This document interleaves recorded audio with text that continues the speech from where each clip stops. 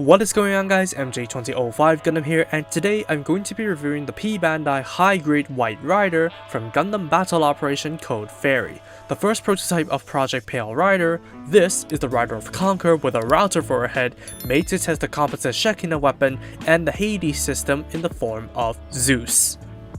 Now, since this kit is based on the high-grade Pale Rider, it shares a lot of the parts and the general build from it, as only half of the runners are entirely new. But a major merit of the build is that this kit primarily features light colors, so the nut marks aren't that apparent apart from the grey joints. Otherwise, only the head, wings, and weapon parts are brand new, so there's even less a difference from the Pale Rider compared to its sister unit, the Black Rider.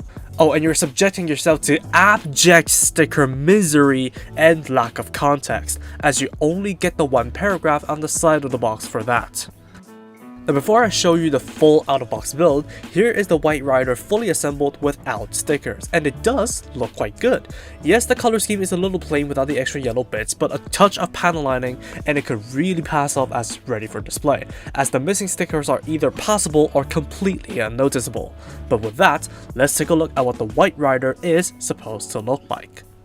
Now, I myself am a glutton for pain, so I decided to build my White Rider in the ZEUS mode, and let me tell you, the sticker situation is absolutely horrifying. It does help break up the color scheme to some extent, yes, but there is not really too big of a difference from a glance, especially if you build yours in the normal mode. But oh boy, let's get the stickers out of the way. Counting them down, there is 13 on the head for the eyes, sensors, and the cheek vents, 4 on the chest for the vents, 2 on the shoulders for the yellow bits, 7 for the yellow bits and vents on the skirts, 4 for the leg vents, 4 for the white vent frames on the side, and 15 for the wings, which is 49 out of 78 stickers used, excluding the ones on the Shekinah. They aren't the worst things by themselves, but the yellow on the wings are already starting to peel off after less than a month of display, so I strongly suggest painting them in along with the white ones on the sides of the legs. But I won't complain about the black dog insignia and the Federation Space Force logo, as they do look nice. There are seam lines behind the arms and on top of the wing unit that you might want to clean up as well. On the plus side, the accurate proportions of the Pale Rider are carried over, but the most annoying thing is definitely that crown, as it just looks ridiculous, even given that it's a biblical reference, so do sharpen it during the build, or try to connect Ethernet cables into it to see if you get any signal reception. I would also recommend that you panel line it to bring out the detail from the white, but otherwise, this 13cm tall kit has an interesting aesthetic base, but my god, the stickers are absolute pain. For articulation, head is on an unrestricted double polycap ball joint, but do mind the crown when you're moving it. The arms can swing back on their polycap, as well as roll and rotate in their sockets, and go out perpendicularly to the body. There is a bicep swivel, double jointed elbows, and ball jointed wrists. There's no crunching in the abdomen, but there is a full waist rotation. Front and side skirts move, while the rear skirt is stationary as usual. Legs can swivel laterally, as well as do the funky dance. Front and backwards kicks are alright, while a tiny bit of the full side splits. There's a thigh swivel, double jointed knees, swiveling ankle guards, and double ball jointed feet with decent flexibility. Finally, the wing unit is on a double hinge, while the wings themselves can spread out, and the outer wing can unfold to expand, while the support arm for the prototype Shekinah can pivot and swivel at the base, rotate, bend in the middle, and pivot at the outer polycap. Articulation is basically identical to the Black Rider, so it's not the best but decently flexible for posing. Nothing on the body seems to be prone to falling off either, so that's another good thing. Accessories begin with just the standard holding hand, so there's no additional hand options. Weapons begin with the heat rapier, and it's just a toothpick that we'd see from the old kits. It's honestly easy to separate the blade like they did with I don't know, every single beam saber that they made in the past. Regardless, the grip in the hand is solid with no weight issues despite the circular handle, and there is a clip that plugs onto the side skirts for storing it.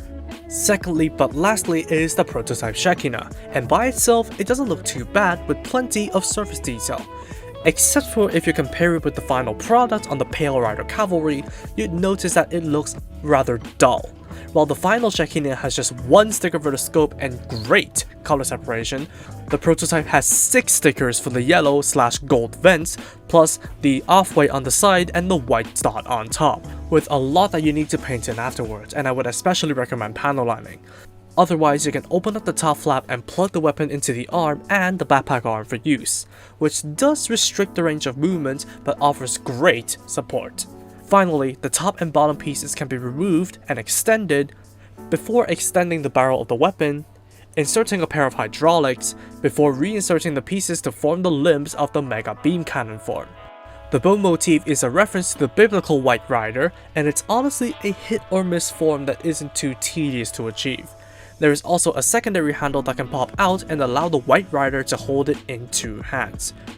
If you don't want to use the prototype Shekinah, it can be swung to the back and stored with the backpack arm, quite solidly as well, but this is where the loose top flap really haunts the kit. Apart from the leftover stickers, you get everything except for the visor to convert this kit back to the original Pale Rider, something that I like to call the Pale Rider painting model. Or, if you have read Gundam Aggressor, this is similar to the original form of the White Rider until they redesigned it for Code Fairy.